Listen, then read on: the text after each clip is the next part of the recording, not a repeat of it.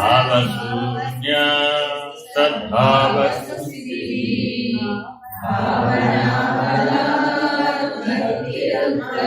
మనం అనుకునే భక్తి ఆయన చెప్పే భక్తి ఎక్కడ ఉండదు. మన భక్తి ఏంటి? వాళ్ళ ఈ అమ్మవారికి పెద్ద పట్టు చీర కట్టారు. పెద్ద పట్టు చీర కడితే మనకి పెద్ద భక్తి ఉన్నది అంతేనండి. పెద్ద గజమాల తెచ్చి నిమ్మకాయల మాల తెచ్చి అమ్మవారికి వేసామనుకోండి, అబ్బా ఎంత ఆయనకి ఎంత భక్తి అండి. 400 నిమ్మకాయలు దండ వేసేది. అమ్మవారు ఎట్టా మోస్తుందో మనకు వచ్చే డౌట్ ఏంటి ఇప్పుడు? అమ్మవారు ఎట్టా మోస్తుంది? బ్రహ్మాండ భాండోదరి ఆవిడెవరండి? బ్రహ్మాండ భాండోదరి. నువ్వు వేసి 400 నిమ్మకాయల దండ బరువేస్తా. బ్రహ్మాండాలన్నీ ఆవిడలోనే ఉన్నాయండి. ఆవిడ మైండం కాదు, ఆవిడే మా సమస్తమే ఉన్నది. మరి ఇప్పుడు అలాంటి ఆవిడకి ఇది బరువు అని అనుకోవడం అజ్ఞానం కాదా? కాబట్టి మన దృష్టి అంతా ఇందులో ఉండిపోయింది. ఇప్పుడు భక్తి అంటే భేద దర్శనం. పెద్ద చిక్కు వచ్చేసినాడు. ఎందువలన? అంతర్యాగం చేయకపోవడం వలన, పూర్ణాహుతి చేయకపోవడం వలన, ప్రాణాహుతి చేయకపోవడం వలన. Very very important. అర్థమేనండి? కాబట్టి మన అంతర్యాగంలో రెండింటితో ముడిపడి ఉంటుంది. ఒకటి ప్రాణాహుతి, 2 పూర్ణాహుతి. నీ ప్రాణము, నీ మనస్సు, నీ బుద్ధి, నీ చిత్తము, నీ అహంకారం, ఈ 5ంటికి ఆంతరిక హవిస్సులని పేరు. అర్థమేనండి? ఈ 5ంటికి ఏమని పేరు? ఆంతరిక హవిస్సులు. వీటినే ఆజ్యధారగా వాడాలి. ప్రాణము, మనసు, బుద్ధి, చిత్తం, అహంకారం. ఈ 5ంటికి కలిపి సూక్ష్మ శరీరం అని పేరు.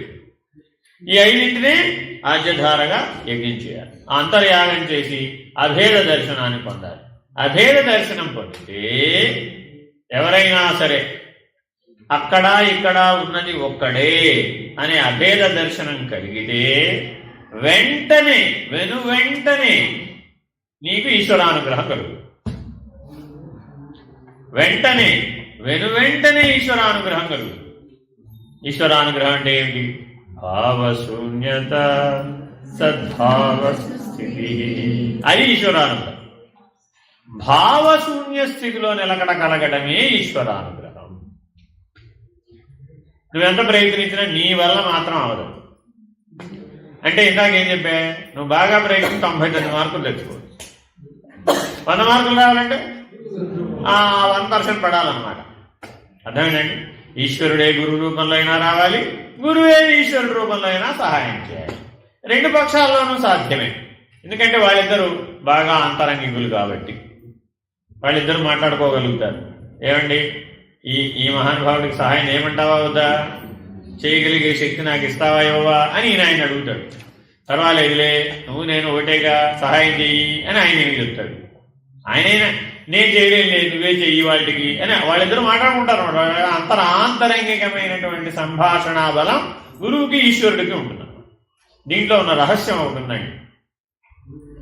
మీరు స్థూలంగా చేసేటటువంటి ఏ పూజలు కూడా ఈశ్వరుడికి చెందవు. ఈ మాట రేపు అక్కడికి వెళ్ళి చెప్పారనుకో, అందరూ మిమ్మల్ని అమలుపడకూడదు. ఇక్కడే ఈ వేదికకి, ఈ జ్ఞానానికి పనికొస్తుందండి. అంటే ఇక్కడ చెప్పొచ్చు, ధర్మ మార్గంలో చెప్పకూడదు. అదేనండి. పిల్లవాడి దగ్గరికి వెళ్ళి నువ్వు పలకా బలపంతా దిద్దడం వేస్ట్ అన్నావు అనుకోండి, ఏమైపోతుంది? చదువు రాని చట్టుమండలు అయిపోతాడు. అందుకని అట్లా పనికిరాదు. ఎక్కడ చెప్తున్నావు ఇప్పుడు ఈ మాట?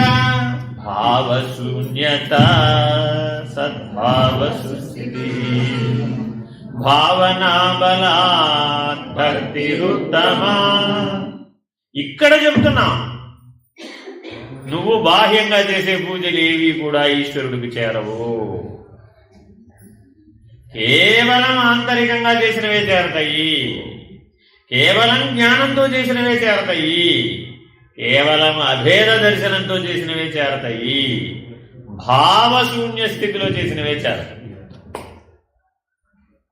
అసలు మిగిలినవి చేరనే చేరవు. భావశూన్యత కంటే ముందు చెప్పినవి ఏమీ చేరవు. అందుకే ఉపదేశ సారాన్ని అర్థం చేసుకోవడం చాలా చాలా కష్టమండి. ఇది సాధనపూర్వకమైన నడక. అనుభవం ఉంటే గాని నీ అడుగులు ముందుకు పడవు. నీకు అందనంత ఎత్తుకి తీసుకువెళ్ళిపోతూ ఉంటుంది. ఒక్కొక్క అడుగులో అందనంత ఎత్తుకుపోతుంది, అందినట్టే ఉంటుంది, అందనంత ఎత్తుకుపోతూ ఉంటుంది. కాబట్టి 100 మార్కులు రావాలి అంటే ఈ భావశూన్యత తప్పనిసరిగా నీకు కలగాలి. భావశూన్యత కలిగినటువంటి వాడే భక్తి భావన కలిగినట్టు. ఇప్పుడు మనమందరం ఎవరు? ఇక్కడికి వచ్చామా? శ్రీశైలం వచ్చామా? మనమందరం ఎవరు? భక్తులం, మహాభక్తులం. అంటే ఎవరంటారండి ఆ మాట? మహాభక్తులం, మహాభక్తులం. ఎవరంటారు? నాగభూషణం సినిమాలో అంటాడు, మహాభక్తులం, మహాభక్తులం అంటాడు. అంతే. ఎందుకని? ఆయన తలుపు తీయకపోతే ఈశ్వరుడు లేడంటాడు. అది విషయం. నేను తలుపు తీసాను, నువ్వు ఈశ్వరుడు లేకపోతే ఈశ్వరుడు లేవో వెంకటేశ్వరుడు అన్నాడు. అర్థమేనండి? మనం అట్లా ఎప్పుడూ కూడా అంతర్యాగం చేయనటువంటి వాళ్ళు బాహ్యంలో ఎలా ఉంటారు? ఆ చేసినటువంటి కర్మలో ఉన్న విశేషం వాడిని అంటుకుంటుంది. ఏం జరుగుతుంది అక్కడ? కర్మలో ఉన్న విశేషం వాడిని అంటుకుంటుంది. అక్కడ నుంచే భైరవోపాసన పుట్టింది. గుర్తుపెట్టుకోండి. ఈ విశేష కర్మని వదిలించడానికే భైరవోపాసన పుట్టింది. కాశీలో మీరు ఆ కాశీ ఘాట్లో వెళ్ళి చూస్తే అక్కడ భైరవులు ఉంటారండి. వాళ్ళ చితాభస్మాన్ని సాక్షాత్ ఈశ్వరుడుగా భావించి కపాలమాల వేసుకుంటాడు, చితాభస్మంతో స్నానం చేస్తాడు. ఆ శ్మశానవాసి అయినటువంటి సాక్షాత్ రుద్రస్వరూపం ఎలా ఉందో చూడాలి అంటే వాళ్ళని చూస్తే కనబడదు. ఏం అభేదం అన్నమాట. ఒక్క మిల్లీమీటర్ అన్న కూడా తేడా ఉంది. మనం అభేద దర్శనం అని ఏదో ఇక్కడ మాటలతో, మనస్సుతో, భావంతో లోపల ఏదో అనుకుంటూ ఉంటామండి. ఈ అనుకునే బిజినెస్ కాదది. వాడు యథాతథంగా అలాగే ఉంటాడు. ఆ ఉన్మత్త స్థితిలో ఉంటాడు. నా రుద్రో రుద్రమర్చసాన్ని కాసేపు అయితే ఇప్పుడు మీరేదో రుద్రపాఠం చదువుతారు. నువ్వు ఎంతసేపు రుద్రస్థితిలో ఉంటావో నీకు తెలియదు. కానీ వాళ్ళు మటుకు ఆ జన్మాంతం, ప్రతి క్షణం, ప్రతి రెప్పపాటు అసలు ఆ రుద్రస్థితి నుంచి కిందకి దిగనే దిగదు. ఆ ఉన్మత్త స్థితిలో ఉంటాడు అన్నమాట. ఈ భావశూన్యత కూడా అటువంటి ఉన్మత్తత. ఒక్కసారి ఇటువంటి భక్తి కనుక కలిగితే నీవు పునః కిందకు దిగి వచ్చి చేసేటటువంటి భక్తి ఉండదు. ఆ పనులేవి ఉండవట. ఎందుకని? సాక్షాత్తు ఆ దైవీ స్థితిలో లీనమైపోతుంది. తన యొక్క వ్యష్టిగా సంబంధించినటువంటి వ్యక్తిగతమైనటువంటి ఉనికికి సంబంధించినటువంటి వ్యష్టి శరీరానికి సంబంధించినటువంటి ఏ రకమైనటువంటి సంస్కారాలు కానీ వాసనలు కానీ వాటిని అసలు ఏది ఏమి చేయజాలేదు ఈ సృష్టిలో. ఏది ఏమి చేయజాలదంటే అలా శరీర భావనను ఈశ్వరుడు మాత్రం లేనటువంటి దశలో ఉంటాడు. అందుకని మానవుడికి ఉన్మత్తత 4 రకాలుగా వస్తుంది. ఒకటి విషయోన్మత్తత. మనం విషయం అనే భూతాన్ని ఎక్కించుకున్నాం అనుకోండి, అప్పుడు కూడా ఉన్మత్తతే వస్తుంది. కామాతురాణం నభయం నలజ్జ. కోరిక అనేటటువంటి భూతాన్ని కనుక మనం ఆవహింపజేసుకున్నట్లయితే వాడు దేనికి భయపడు, ఎవరిని గౌరవించడు. ఈశ్వరుడు ఎవడంటాడు? అధిక్షేపం వచ్చేస్తుంది. నన్ను ఆపడానికి ఈశ్వరుడు ఎవరంటాడు? ఏకంగా. ఇలాగా అనేక రకాలైనటువంటి పాపపు అంటే పరపీడన పరాయణత్వపు, అపవిత్రపు కార్యాలకు ఒడిగడగడం. ఇది కూడా ఒక ఉన్మత్తతే. ఇది మనం చూడవచ్చు ప్రపంచంలో ఇవాళ ప్రత్యక్షంగా. రెండో ఉన్మత్తత ఉందండి. అదేమిటంటే కర్మకు సంబంధించినటువంటి ఉన్మత్తత. అంటే అర్థం ఏంటి? చేసేది సాత్విక కర్మగా ప్రారంభమై రాజసిక కర్మగా మారి తామసిక కర్మగా ఉన్మత్తతను కలిగిస్తుంది. అర్థమేనండి? అంటే అర్థం ఏంటి? మీకు 16 రకాల పదార్థాలు అమ్మవారికి నైవేద్యం తయారు చేశారు. 16 రకాల పదార్థాలు నైవేద్యం పెట్టాలా వద్దా? పెట్టారు. 16 రకాల పదార్థాలు మీరు శుభ్రంగా సుష్టిగా భోజనం చేశారు. నైవేద్యం పెట్టినప్పుడు సాత్వికమైన ఉన్మత్తత. 16 రకాలు ఫుల్గా భోజనం చేసేసావు, అప్పుడు రాజసికమైన ఉన్మత్తత. దాని తర్వాత కళ్ళు తయారేసి హాయిగా పడుకున్నాడు, తామసికమైన ఉన్మత్తత. ఇది కర్మతో కూడినటువంటి ఉన్మత్తత. ఇక్కడ కూడా శరీర భావన బలంగా ఉంటుంది. కానీ లేచిన తర్వాత మాత్రం ఏమంటాడు, ఇవాళ మా అమ్మవారికి ఎన్ని నైవేద్యాలు పెట్టాం అనుకున్నాం, చాలా నైవేద్యాలు. రేపు ఇంకో 16 చేస్తాం, ఎల్లుండి ఇంకో 16 చేస్తాం, ఒకరోజు చేసిన ఇంకో రోజు చెయ్యం. ఏమైపోయింది ఇప్పుడు? నేను ఎప్పుడు పరిగెట్టింది? ఇప్పుడు అమ్మవారు ఎప్పుడు పరిగెట్టాల, నైవేద్యం ఎప్పుడు పరిగెడుతుంది? అర్థమైందా? ఈశ్వరుడు వెంబడ పరిగెట్టల్లా, నైవేద్యంలో ఉన్న విశేషాల వెంబడ పరిగెడుతోంది. అర్థమవుతుందా? ఇది కర్మకు సంబంధించినటువంటి ఉన్మత్తం. అర్థమైందండి? ఇలా ఎన్నైనా చెప్పచ్చు. ఇందులో బోల్డ్ ఎగ్జాంపుల్స్. ఇంకో ఎగ్జాంపుల్ చెప్తే అర్థమవుతుందని చెప్తాను. సరే, ఇది దాటాం. ఇది కూడా దాటితే ఏమవుతుంది? ఇప్పుడు సాధనకు సంబంధించిన ఉన్మత్తం. నెక్స్ట్ స్టెప్లో ఏమొస్తుందండి? సాధనకు సంబంధించిన ఉన్మత్తం.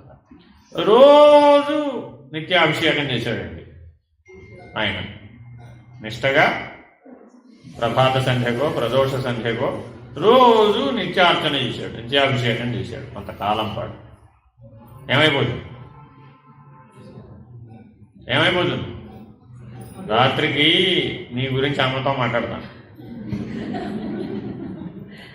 ఏంటో మాట్లాడుతున్నావు, నీ సంగతి అమ్మ దగ్గర తెలుస్తా. అర్థమైందండి? ఏమైపోయింది ఇప్పుడు అక్కడ? సాధన ఉన్మత్తత.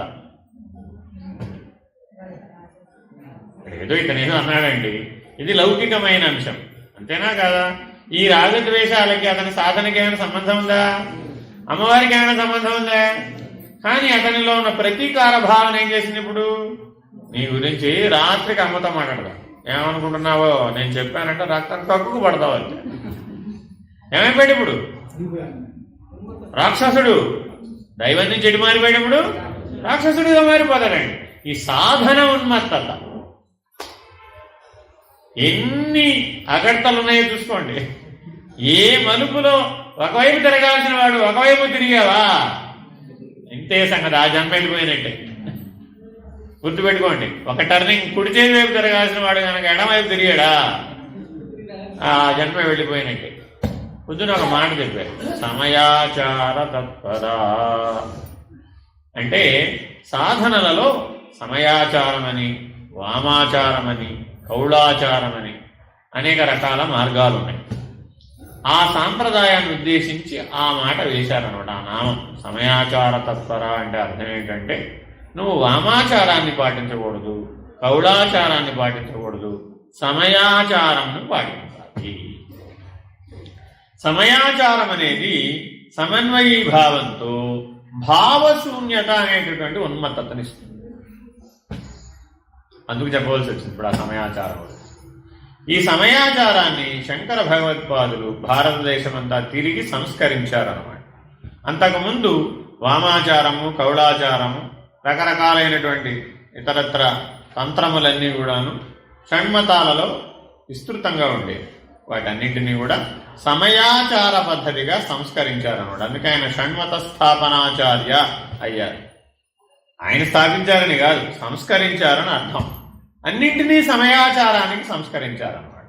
ఎందువల్ల ఈ సమయాచారాన్ని పాటించినటువంటి సాధకుడికి అభేద దర్శనం, భావశూన్యత అనేటటువంటిది సిద్ధిగా పొందుతాడు. సమయాచారానికి సిద్ధి ఏమిటయ్యా అంటే అభేద దర్శనం, భావశూన్యత. ఇది మీరు శంకర విజయం అనే గ్రంథాన్ని కనుక మీరు అధ్యయనం చేస్తే అనేక చోట్ల ఈ అభేద దర్శనం, ఈ భావశూన్యత అనేవి రెండు కూడా శంకర భగవత్పాదుల యొక్క శంకర విజయంలో కనబడతాయి. ఎవరైనా చదువుకోవచ్చు.